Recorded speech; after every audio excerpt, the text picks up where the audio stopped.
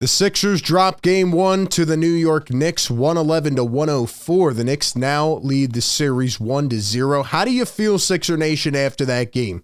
Are you more confident? Are you less confident? Let me know your thoughts down below. Welcome in to Philly Take with RB. We give you all the Sixers news, rumors, coverage, and all of the live coverage during games, including post-game as well. But, you know, we were live. Great crew in there. I hope you all come through for the next game and every other game in these playoffs.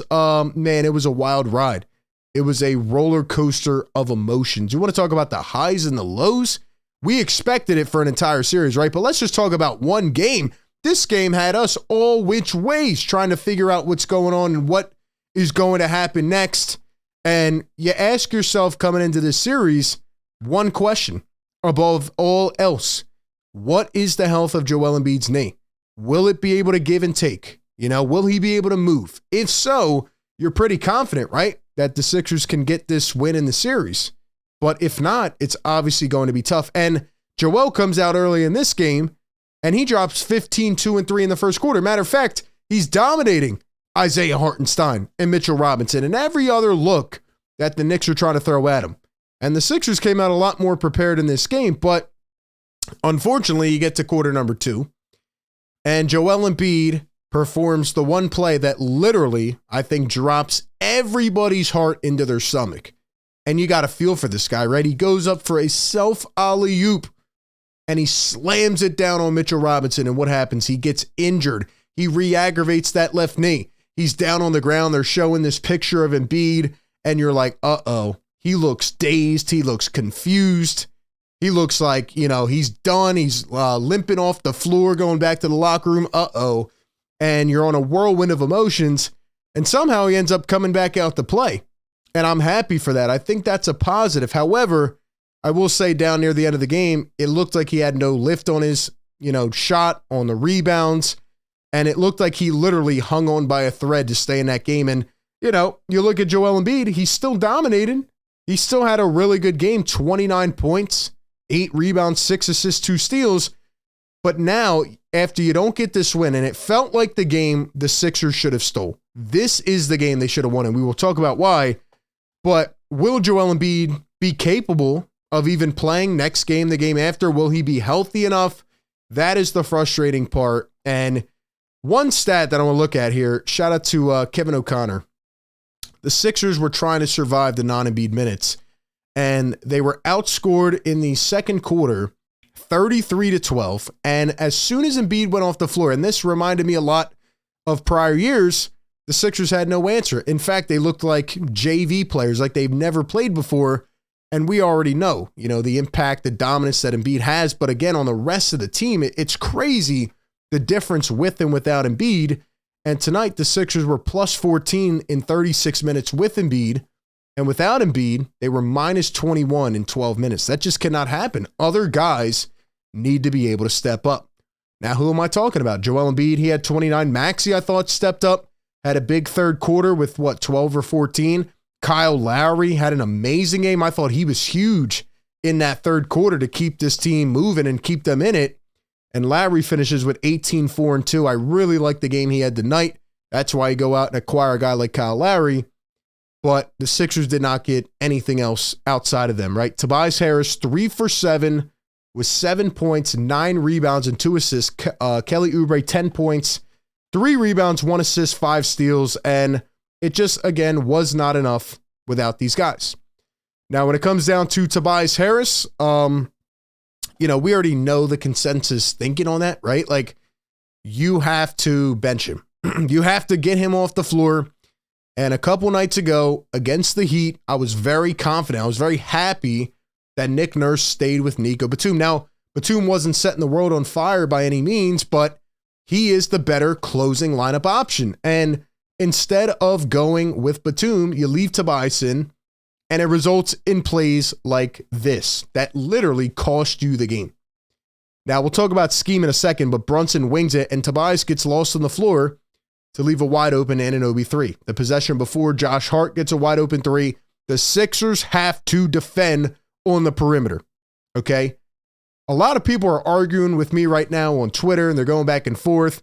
Then we have Nick Nurse after the game saying, give them credit. We're probably okay with some of those shots, but they hit them, right? So that's like the mentality. And Nick Nurse went heavy zone in the fourth quarter. And, he was trying to shade everybody towards Brunson and let the other shooters beat you. Fine. If that is what you agree with, okay. I don't agree with that. There is no reason you should be letting these shooters stay wide open in the fourth quarter. Josh Hart did not have more than 3 threes in a game all season per Tim Bontemps, but he had 4 tonight, 3 in the fourth. So a lot of people are going to sit there and say, oh, well, Hart just had one of those games. He's just one of those guys. I don't agree. Is it a coincidence that Josh Hart had one of those games against the Sixers, just like he had one of those games back in March when he went 20, 19 boards and 10 assists? Josh Hart has been a clutch player. There's a reason that he's been part of that New York identity. And I posed the question, is it enough to win without Jalen Brunson and another guy? Julius Randle's out. So if it's just Brunson, is there enough firepower to win a series like this? And tonight, well, the Knicks answered the question, right? Other guys are stepping up. It's like a pick and choose, right? One night it's DiVincenzo, one night it's Hart. Josh Hart made the clutch shots, but my issue is that you left them wide open. I thought Nick Nurse did a wonderful job all night, throwing different looks at Jalen Brunson, getting him off that mid-range game. He threw Kyle Lowry, he threw Nico Batum, Tobias, a bunch of people. Maxey had a couple nice defensive plays, and you shut down Jalen Brunson. He had 22 points on 8 for 26 from the field, but they still won the game because you let the others beat you, and I just don't think it should be an absolute, one or the other. And, even the Knicks fans were telling me, right? Andrew told me on the preview show, Miles McBride's going to have one of those games. There will be a Deuce McBride game, and it was in game 1. 21 for McBride off the bench, 13 for Bogdanovich.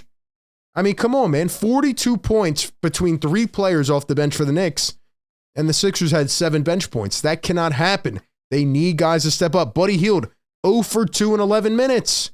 Come on, man. That's how you start your playoff career? Just cannot happen. But the number one overall reason that the Sixers lost this game was, in fact, the number one reason I posed in my Sixers-Knicks preview, other than the Embiid factor, and that was the rebounding. The Sixers got out-rebounded 55-33 in this game. They got out-rebounded on the offensive glass 23-9. Now, what did I say yesterday? The Knicks are the number one offensive rebounding team in the league. They are going to kill you. They are going to horse you on the glass if you make no effort. And while the Sixers were getting good stops, the Knicks were creating 3, 4, 5 possessions out of one time down the floor, and the Sixers were gassed. They couldn't do anything about it. It hurt them on the other end as well. The Sixers started out shooting really well in this game. They were 5 for 10 from 3, and they end up finishing 12 for 35.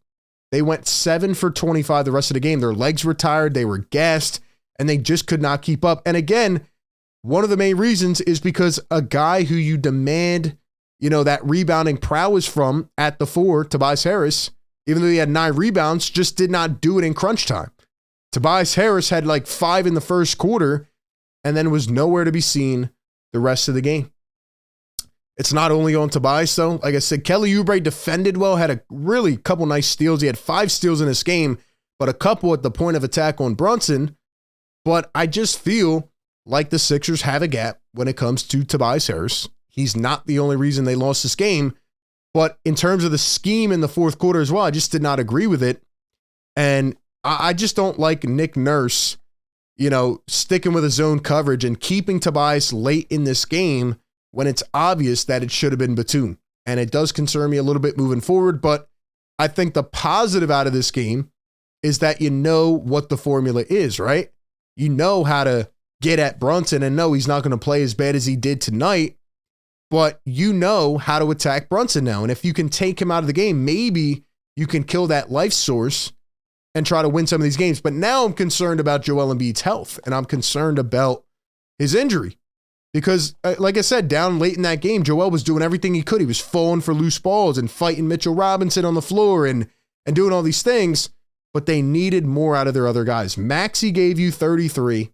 Tobias gave you 7. That is the difference. Kyle Lowry gave you 18. and you just could not close this team out. And again, they just had way too many second chance points. Overall, when I look at this game, the Sixers kept it competitive. I'm glad that Joel came back in. I'm glad, that they were able to make this a tough one. But once the Knicks went up, right, they had a 33-12 second quarter. Sixers fired back in the third, but the Knicks just had all the momentum. And in the crunch time possessions, and even early in this game, you can tell just the way they're playing with Embiid. He just doesn't seem to be 100%. So I guess it's a big question mark moving forward. Nick Nurse, in my opinion, has to put Tobias on the bench next game. They have no bench production after this game one, and I think he'd be much better suited there. And hopefully the Sixers can find a way to win on Monday night. If they can steal a game on Monday, I feel a lot more confident about this series. Going home 1-1, they have to win that game. We'll see if they can make it happen. But the Knicks take game one after a couple big-time shots from Josh Hart. A lot of questions about whether the Sixers were doing the right thing, leaving their shooters wide open and letting them beat you. I don't think it was a smart decision, and I hope that they don't do that moving forward. But that being said, appreciate all of you for tapping in. Be sure to like, comment, subscribe. Give me your thoughts on game one down below in the comment section.